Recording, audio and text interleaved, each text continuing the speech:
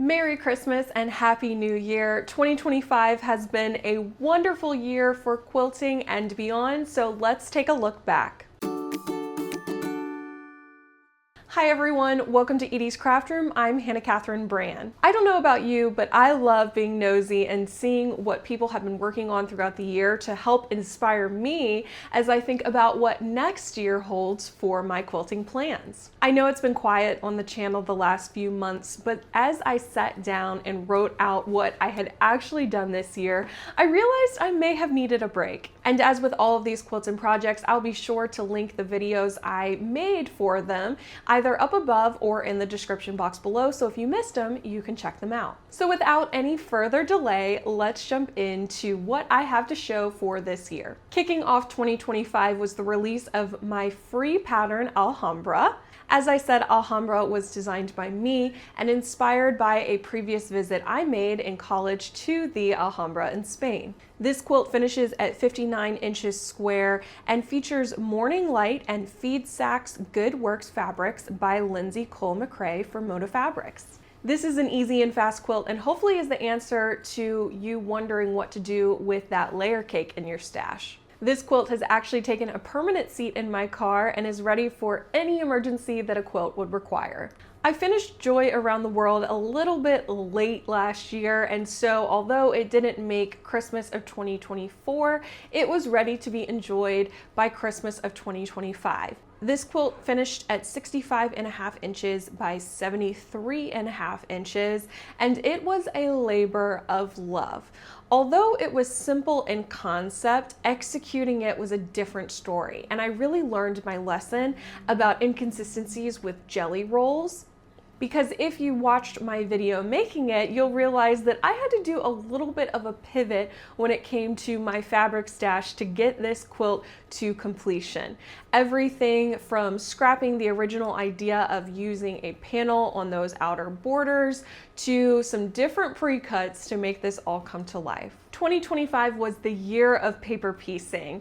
I completed 2 primarily paper pieced quilts, and the first was my pride and joy for the year, the Scrappy Americana flag by Holt. I got a head start on my America's 250th celebration by creating this quilt, and it was so much fun because I'm doing a lot for A250 at work, and so being able to enjoy that celebration in my personal time as well was such a treat and helped me think through all of the different possibilities when it comes to this exciting campaign and initiative for 2026. This big quilt finished at 65.5 inches by 105.5 inches, and as I said before, featured primarily paper pieced blocks. There were a lot of them, but I had so much fun making them along the way.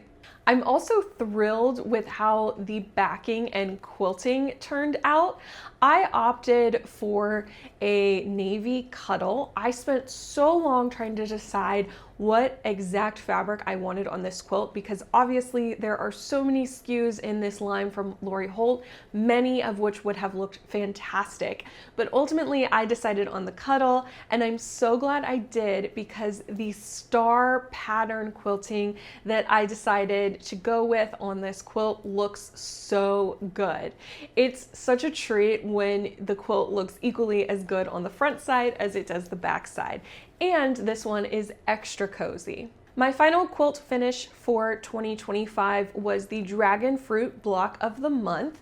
This was a Block of the Month club put on by Fat Quarter Shop featuring fabrics from Tula Pink, and I thought it was such a fun and unique take on utilizing Tula Pink fabrics with foundation paper piecing. I think this was the quilt that ultimately had me falling in love with foundation paper piecing, which then prompted my work on the Scrappy Americana flag quilt. This quilt finished at 84.5 inches square and is a great mood lifter. Let me tell you, it is difficult to be upset when you're working on such fun and vibrant fabrics or when you have this quilt wrapped around you. I splurged a little bit on the backing here and opted for a Tula Pink cuddle, which I think turned out great and again results in a quilt that I will reach for time and time again when I'm looking for something cozy. The next quilt I'm going to talk about was not a fully finished quilt in 2025, but I did finish the quilt top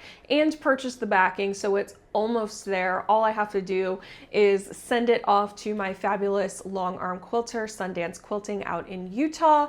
But the quilting bill was getting high this year, so I decided to put pause on this one and revisit it in 2026. That quilt is none other than Swoon by Camille Roskelley, featuring her Lighthearted fabric collection. It should be no surprise to anyone who has watched me for pretty much any amount of time that I love Camille. I love her fabrics, I love her designs, and so this was definitely a bucket list quilt.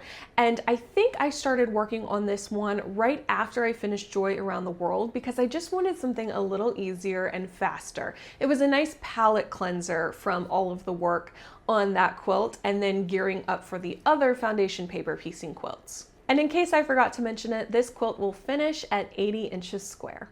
I also worked on some small projects this year, and both of them were the result of some of my travels. The first small project I completed was the fold and stitch leaf table topper.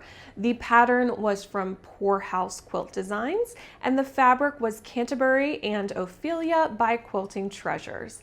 I actually picked up this fabric during a visit to Maine and got to visit a local brick and mortar quilt shop, which is always a treat on my travels, and put together this little table topper, which I absolutely loved. And although it was earlier in the season, I got to enjoy it during the fall months, and especially when I got to host my first Thanksgiving. Also this year, I finished a quilted envelope pillow. I designed the pillow myself and used fabric from Desert Bird Mercantile. I purchased this fabric from the designer herself at her shop in downtown Albuquerque during a visit to New Mexico for my brother and sister-in-law's wedding.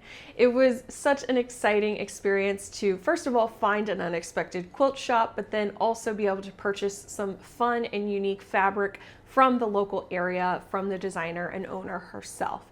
I went back to my home and worked on the design for what ultimately became the quilted envelope pillow, and sewed it all up, enjoyed every step of the way, and was able to actually recently gift that finished pillow product to my brother and sister-in-law at Christmas.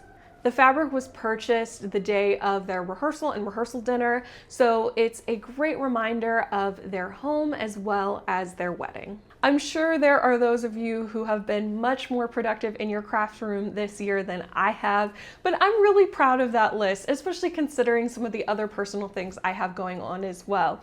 And I'm so excited to see what 2026 has in store for me. One of my favorite videos that I have been making for the past few years is my 2026 quilting plan video, and so that one will certainly be coming out soon because I could not envision a year without lots of time in my craft room. But of course, one of the biggest blessings of the year is all of you. Having this community and the encouragement all along the way on working on these projects and more is just one of my favorite parts of the process. I love making these videos. Sometimes I don't have as much time for them as I would like, but it is always in the back of my mind as I am working on these projects, thinking about getting to share them all with you. I have learned so much from this community, and I have been enabled as well, which I don't hold against you because I do the same in the comment section below. So with all of my heart and gratitude, thank you for watching. Thank you for making 2025 one of the best years yet, and I will see you in the new year. Happy quilting. Bye-bye.